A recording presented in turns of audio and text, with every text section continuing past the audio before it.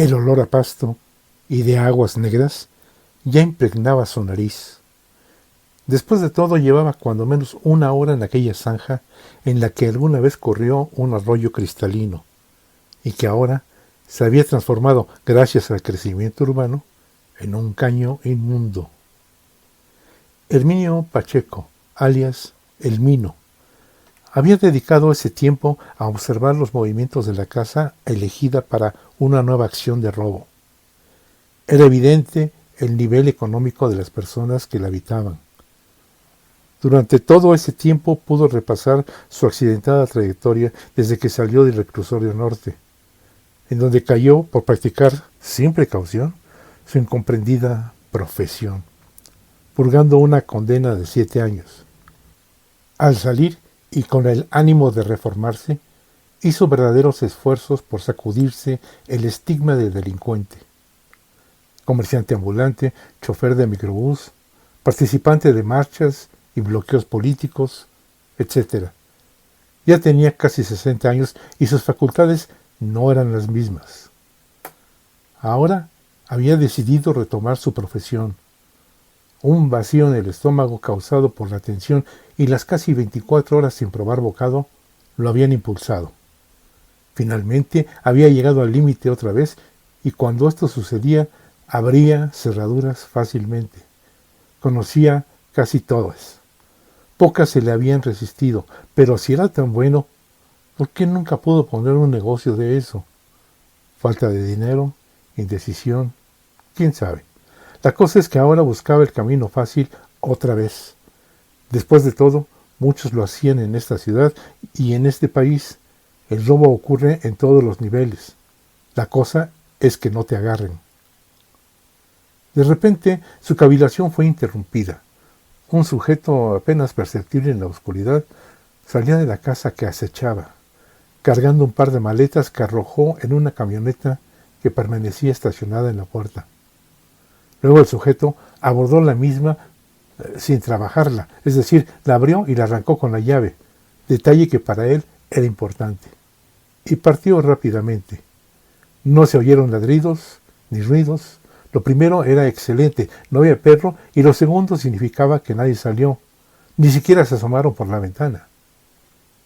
Esperó unos minutos deduciendo, calculando. No se veía movimiento. El silencio era total. Todo parecía denunciar la ausencia de moradores.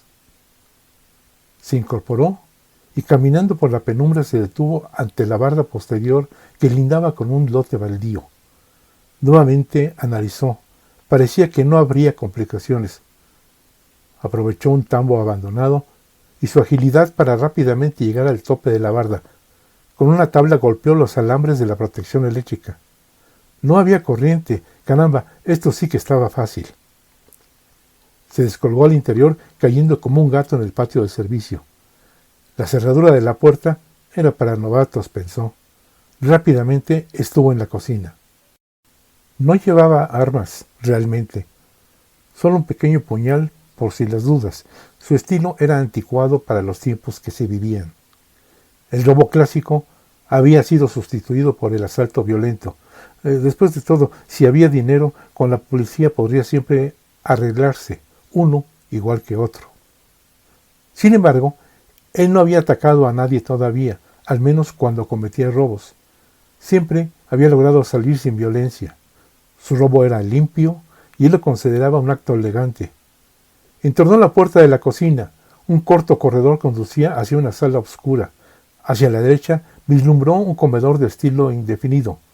Sus sentidos se aguzaron.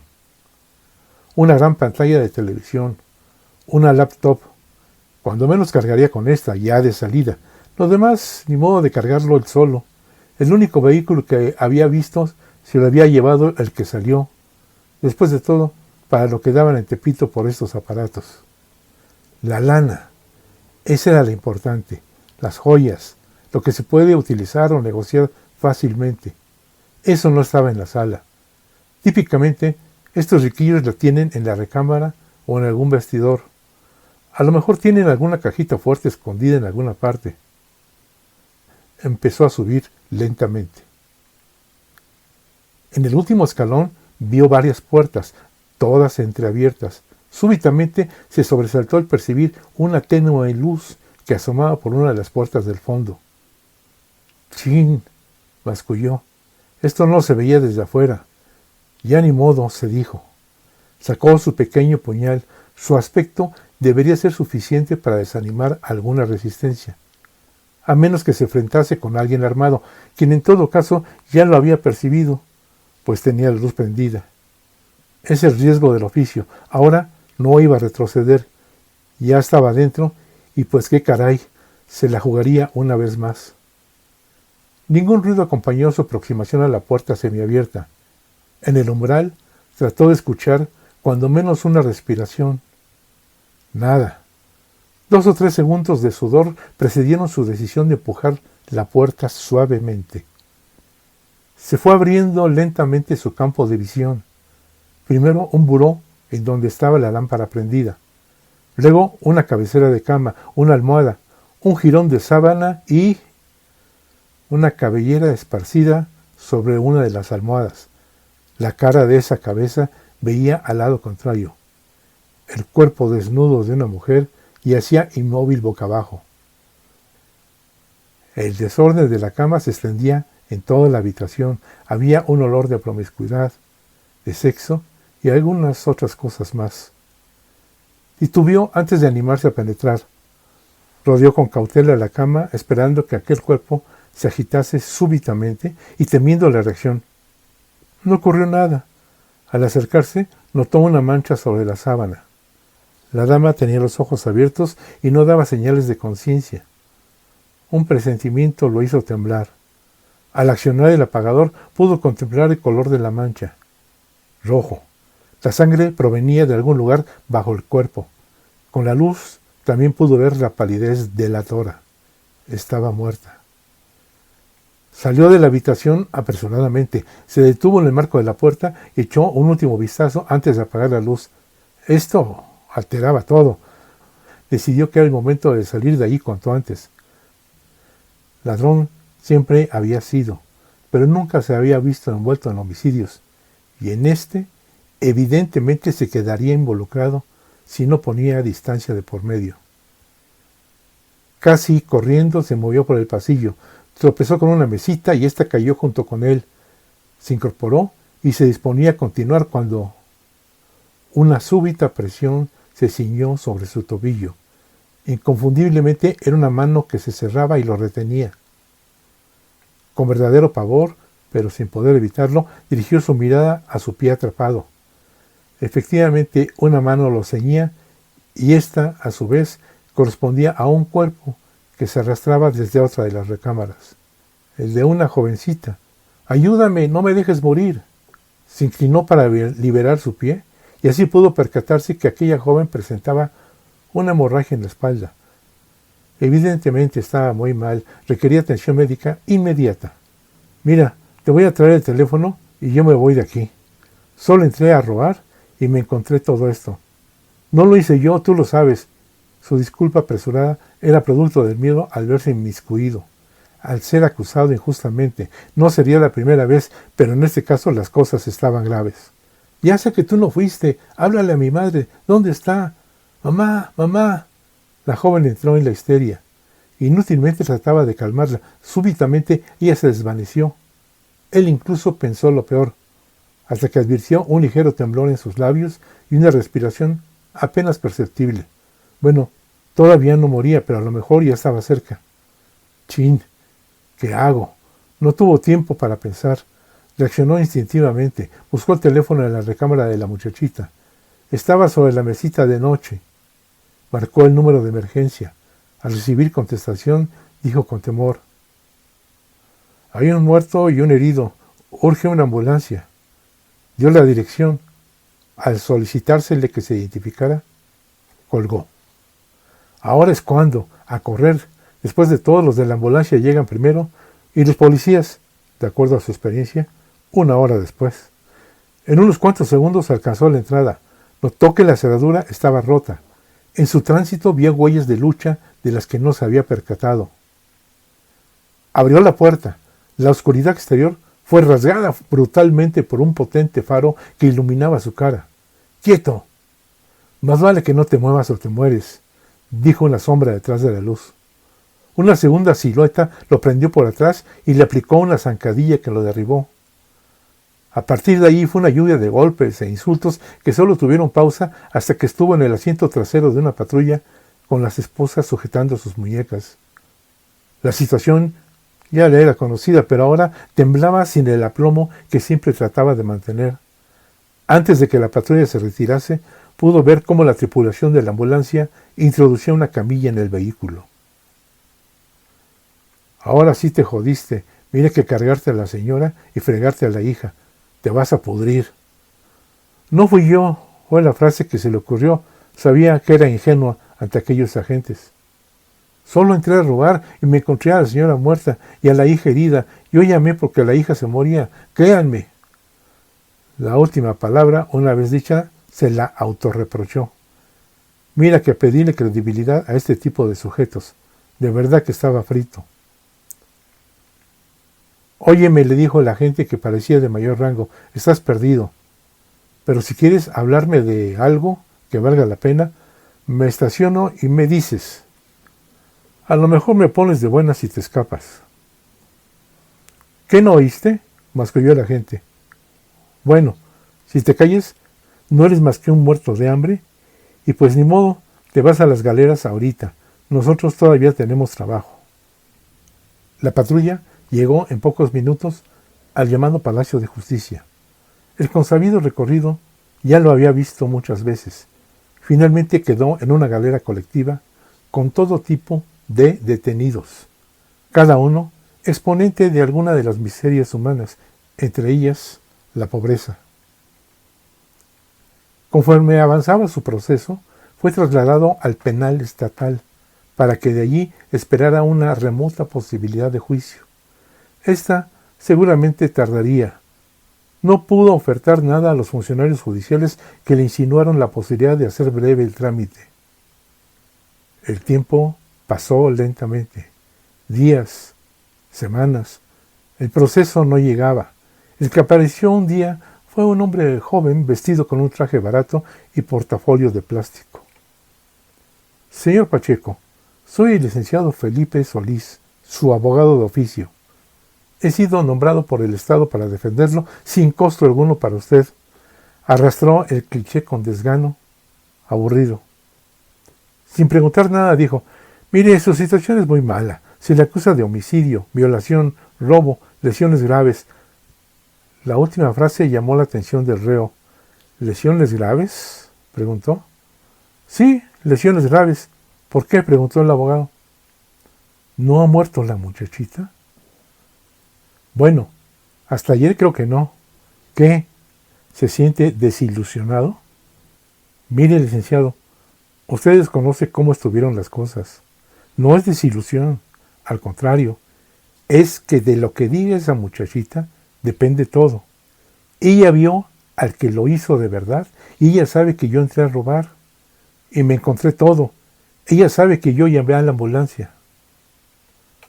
Todos los procesados cantan su inocencia y a eso ya estoy acostumbrado. Mejor dígame la verdad y vemos qué sacamos. No veo muchas posibilidades, pero en fin, es mi obligación. Ahí le va, fue la frase que precedió a una narración de lo ocurrido. Omitió algunos detalles que pudieran inculparlo de algo, como el hecho de que portaba un pequeño puñal. Al terminar el abogado guardó silencio, como buscando palabras. Luego dijo, mire, tiene en su contra muchas pruebas. Un vecino vigilante lo vio brincar la barda de la casa. Él llamó a la policía. Con razón llegaron tan rápido. Los agentes encontraron un puñal tirado en el corredor de arriba y tiene sus huellas digitales. Hay más huellas en los picaportes, en el apagador, en el teléfono. De plano, lo agarraron como principiante. ¿De verdad creyó que podía violar y matar a la señora y luego lesionar a la hija? Ahí está. Si actué como principiante, eso indica que yo no fui el tipo que hizo todo. Mire, ratero sí soy, pero de los limpios. Nunca he asaltado. Otra cosa, licenciado, ¿cómo mataron a la señora y cómo hirieron a la niña? El dictamen forense y médico señala que usted les disparó con una 38. Oiga, yo no disparé nada. Que me hagan la prueba. ¿Dónde está el arma con mis huellas? Mire, los agentes ya trabajaron y usted fue al que agarraron. No me diga que quiere que investiguen su teoría. ¿Tiene algún dinerito? Esos desgraciados no se mueven de otra manera. No tengo ni familia que me busque. Nadie ha venido en esta ocasión. ¿Y el juicio cuándo es? Eso ya sabe que tarda. Aguántese. Yo digo cuando vaya a hacer el juicio. ¿Quiere que se le avise a alguien? No, gracias. No tiene caso. Si antes no me podían ni ver, ahora menos. Por favor, esté pendiente de la niña herida. Es mi única esperanza. Dígame si mejora. Es mi testigo. Está bien. Llamaré cada semana a ver cómo anda. Si se muere, bueno, pues entonces le quitan el cargo de lesiones, se lo cambian por el de homicidio. ¿Qué más da? Dijo burlón. Hasta luego. Ahora fueron meses los que se acumularon en el calendario. El abogado venía de vez en cuando. Algunas veces para burlarse. Lo único bueno es que decía que la niña aún vivía. Llegó el juicio. La interminable fila de eventos que exige un proceso judicial que parece concebido por Kafka fue desfilando. Declaró el vecino vigilante. Se presentaron las pruebas. Descaradamente se incluyó su pequeño puñal, los dictámenes forense y médico, y ahí el juez finalmente tuvo un destello de lucidez. Un momento, ¿no se efectuó la prueba de disparo de arma de fuego al procesado? Esto es irregular en el proceso. No se ha comprobado que él disparó el arma. Por cierto, ¿dónde está el arma? El MP se exasperó. Mire, le dijo al juez levantando la voz. El acusado es un ratero conocido, con muchos antecedentes. Venía saliendo de la casa del crimen. El vecino lo vio saltarse la barda. ¿Qué más quiere? ¿Ponga a trabajar a los agentes como si fueran detectives tipo FBI? Estamos en México y no llegan a más. Ante el sarcasmo del MP, el juez olvidó el pacto de complicidad fraguado en muchas sesiones alcohólicas compartidas. Te pasaste, Rubén, a mí no me gritas, le dijo con una familiaridad súbitamente revelada. Ahora me presenta las pruebas o te doy palo. Voy a ver al magistrado. Vete a ver a tú. El juez le lanzó un insulto familiar. Entre gritos y amenazas se suspendió la audiencia. Los rijosos se retiraron por rumbos opuestos. El abogado de oficio se acercó a la reja de prácticas. Estás de suertudo. Ya se bronquearon estos y además sabes que me acaban de llamar por mi cel. Parece que se despertó la bella durmiente. Luego te digo, voy a ver. Una nueva audiencia se fijó en algunas semanas. El agente del MP fue removido y apareció un tímido sustituto recién salido de alguna facultad. El único que no aparecía era su abogado. Finalmente llegó el momento. Los ritos burocráticos comenzaron con retraso y en ese momento apareció el abogado de oficio. Abrió la puerta del juzgado y no entró, mantuvo abierta la puerta bloqueándola con su cuerpo. Una silla de ruedas con una demacrada jovencita atrajo la atención de todos. La defensa ofrece una nueva testimonial, dictó el abogado de oficio, que ahora parecía abogado de televisión. La señorita Ángela Jiménez, que fue víctima del delito, desea declarar. Un momento, dijo el MP, esta prueba no estaba programada, la audiencia debe suspenderse para hacerlo. Mire, abogado, dijo con voz tenebrosa el juez, ya llevamos mucho con este asunto. Yo admito la prueba y por favor no se ponga en contra. Su antecesor apenas acaba de ser removido por faltas a esta corte. El MP debutante decidió replegarse y guardar silencio ante la advertencia del juez. Lentamente se fueron formulando la declaración, primero la identificación de la testigo, la narración del asalto, los detalles de cómo fue herida. Finalmente se le pidió que identificara al acusado como el autor del asesinato. No, él no fue. Fue otro, fue la lacónica respuesta. ¿Está segura?, retiró el juez. Sí, él no fue. Me trató de ayudar y luego llamó a la ambulancia. ¿Sabe quién lo hizo?, abundó el juez.